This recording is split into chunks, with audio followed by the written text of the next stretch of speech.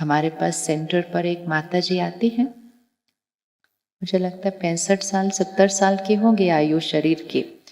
उनको कैंसर हुआ। रोज सेंटर पर आती है। राजयोग का प्रयोग रोज करना है और रोज परमात्मा के महावाक्य 1 घंटा सुबह सेंटर पर।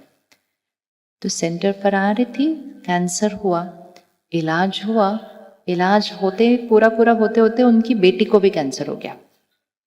फिर उसका लिवर ट्रांसप्लांट हुआ, लेकिन वो लिवर ट्रांसप्लांट वर्क नहीं हुआ। तो डॉक्टर ने कहा अभी हम कुछ नहीं कर सकेंगे। तो वो बुजुर्ग माता जी ने अपने परिवार के लोगों को बुलाया, उसके पति, उसका बेटा, उसका दामाद और उसका पोता, 4 पुरुष उस परिवार के, और ये एक छोटू सी बुजुर्ग माता जी। तो वो माता जी ने आकर सबको कहा, देखो मेरी बेटी ना दर्द में है ना इस शरीर में, हम सबको इसको अपनी जो रस्सियां हैं वो तोड़ो और इसको जाने दो। वो बहुत नाराज हो गए। वो कहते हाँ तुम वो सेंटर पे जाती हो ना, उधर से ये सब गलत गलत बातें सीख कर आई हो, उसको जाने दो, हम क्यों जाने देंगे उसको ऐसे। तो फिर वो माता जी ने कहा ठीक है, अब इसके साथ बैठकर बातें करनी है। हाथ पकड़ा अपनी बेटी का, ऑब्वियसली वो तो कॉन्शियसनेस में तो थी नहीं। हाथ पकड़ा, जब कॉन्शियसनेस में नहीं होते ना, आत्मा की कैचिंग पावर और भी हाई हो जाती है।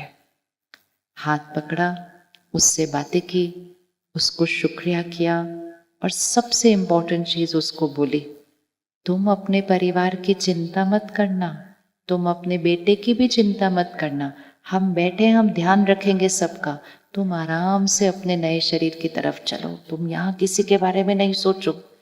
निश्चिंत कर दिया उस आत्मा को। जैसे ही उस आत्मा को निश्चिंत किया, वहीं हाथ पकड़े हुए 15 मिनट के अंदर अंदर आत्मा ने अपने देह को त्याग कर दिया। नहीं तो महीना महीना रह सकते हैं उस स्थिति के अंदर। ये है राजयोग।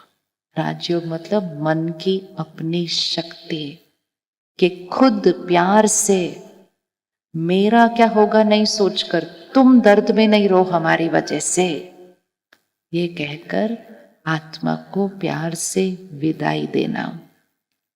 करना चाहिए हमें ऐसा या नहीं करना चाहिए? क्या लगता है, होना चाहिए ऐसे या नहीं होना चाहिए? लेकिन जब हम दूसरे के दर्द का नहीं, अपने दर्द का सोचते हैं, तो हम कहते हैं नहीं तुम नहीं जा सकते, तुम नहीं जा सकते, तुम नहीं जा सकते, तुमको यहीं रहना, यहीं रहना। भले उस शरीर में बैठे हो, लेकिन रहो रहो रहो इधर। अटैचमेंट, मोह, गांठों को बात क्या कर देता है, इंटैंगल करता है। फिर जब हम अंतिम संस्कार करते हैं, तो पंडित जी हमें वो छोटी छोटी तीलियां देते हैं और हमें कहते हैं डंडा तोड़ो, है ना, बोलते हैं ना डंडा तोड़ो। वो किस लिए तोड़ने के लिए कह रहे हैं? वो हमें सिखा रहे हैं कि आपका उस आत्मा के साथ जो कर्मों का हिसाब किताब था, वो क्या करना है, तोड़ना है। खत्म हुआ वो हिसाब किताब। लेकिन वो लकड़ी तोड़ना, वो तो हमें सिखाने के लिए है। सिर्फ लकड़ी तोड़ने से तो हिसाब किताब नहीं पूरा होगा ना, वो हमें सिखाने के लिए है कि जीवन ऐसे जिया जाता है, गांठों के साथ जीवन नहीं जिया जाएगा।